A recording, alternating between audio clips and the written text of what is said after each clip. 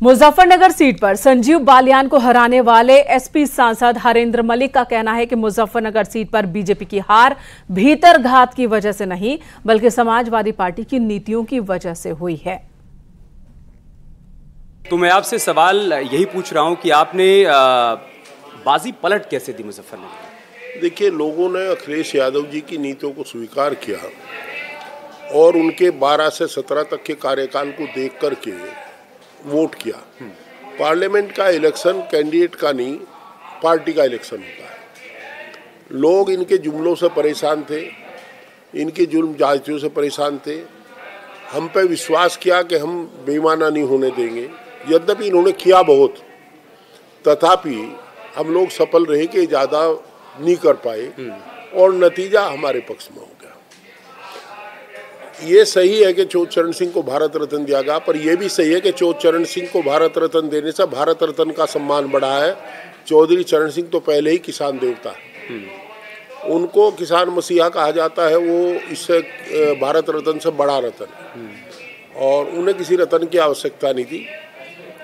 तो ऐसी स्थिति में जहाँ तक एक बात मैं फख्र के साथ कह सकता हूँ, चुनाव के नतीजे बता रहे हैं कि चौधरी चरण सिंह के अनुयायियों ने, चरण सिंह वादियों का आशीर्वाद मेरे साथ रहा। लेकिन आपकी जीत को लेकर लोग एक बात ये कह रहे हैं कि हरेंद्र मलिक चुनाव जीते नहीं और संजीव बालियान हरेंद्र मलिक से चुनाव नहीं हारे बल्कि बीजेपी के लोगों ने उनको हरा दिया। ये तो जनता है जो कह रहे हैं, वो कह रहे होंगे, परंतु मेरे पास तो लोग ज्यादा वो खुद संजीव बालियान भी कह रहे हैं कि हमारे अपने लोगों ने भीतरघात कर दिया। अच्छा, एक बात बताओ, कहाँ कर दिया भीतरघात? उसका पता लगा भीतरघात कहाँ हुआ है। आपने नतीजे देखे होंगे।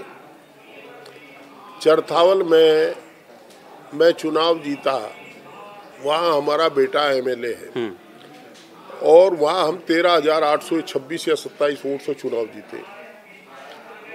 बल्कि ये कहिए कि हमें वहाँ 30,000 से जीतना था, पर हम चरथावल वोट मांगने नहीं गए। चरथावल में कहीं वोट मांगने नहीं गए और हम थोड़ा नुकसान उठा गए, परंतु उसके कार्यप्रणाली अच्छी थी। वो 5,400 जीता था, मुझे वो 13,800 जीता पाया।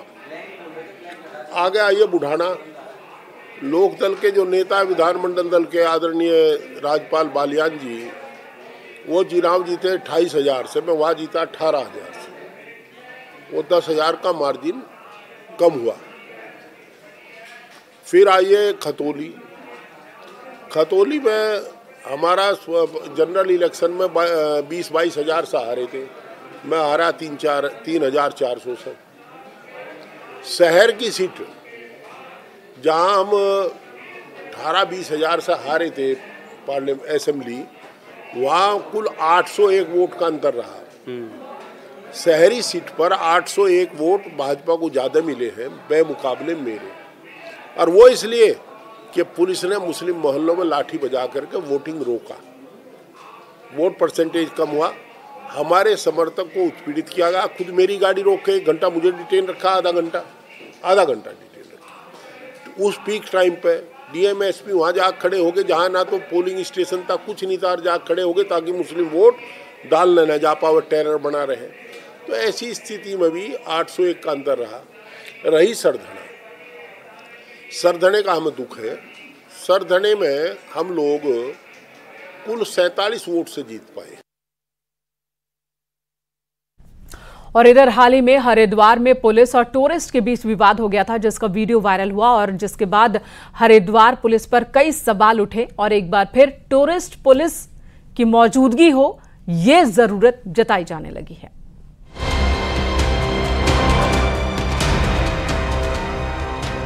हरिद्वार में टूरिस्ट और पुलिस के बीच हुआ बवाल हो या ऋषिकेश में कैंपिंग और राफ्टिंग में हुई टूरिस्टों से मारपीट की घटना हो या चारधाम में यात्रियों के साथ की गई अभद्रता का मामला हो, ये वो घटनाएं हैं जो पुलिस के साथ प्रदेश के पर्यटन और तीर्थाटन पर भी प्रभाव डालती हैं।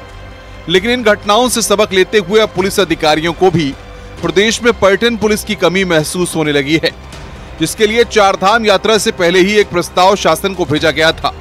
प्रस्ताव में प्रदेश में एक अलग छवि के लिए टूरिस्ट पुलिस का खाका तैयार किया गया था।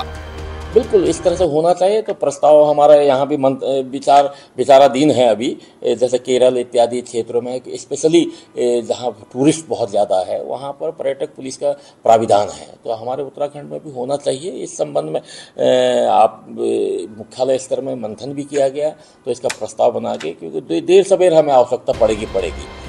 पर्यटन पुलिस का ढांचा केरला और गोवा जैसे राज्यों में है।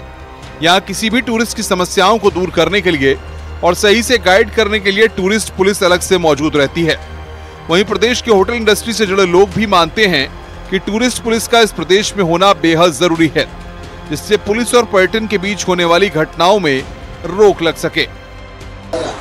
बिल्कुल, अगर हो तो जो है देहरादून में जो है अगर वैसी पुलिस हो, कोई अरेंजमेंट करे हमारी सरकार, तो जो बहुत बेनिफिट होगा।